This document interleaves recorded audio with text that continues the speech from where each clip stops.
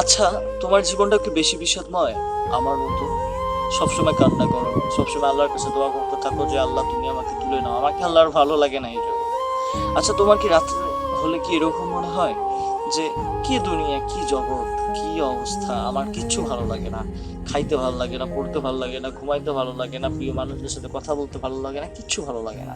তোমার কি এরকম ফিল হয় না যে মাঝে মধ্যে বাসা থেকে হারিয়ে যায় কোনো এক দূরে, কোনো এক দ্বীপে, কোনো এক রাজ্যে, কোনো এক সমুদ্র পাড়ে গিয়ে দাঁড়িয়ে থাকি এবং সবসময় আল্লাহর কাছে ফরিয়াদ করতে থাকি যে আল্লাহ, তুমি আমাকে এই বিপদ থেকে উদ্ধার করো। মানুষকে কখনো এত কষ্ট দিবেন না যে মানুষ সিজদায় পড়ে কাঁদতে কাঁদতে আপনার জন্য আল্লাহর কাছে ফরিয়াদ করতে থাকে যে আল্লাহ, এই কষ্টকর মানুষকে তুমি আমার জীবন থেকে দূর করে দাও।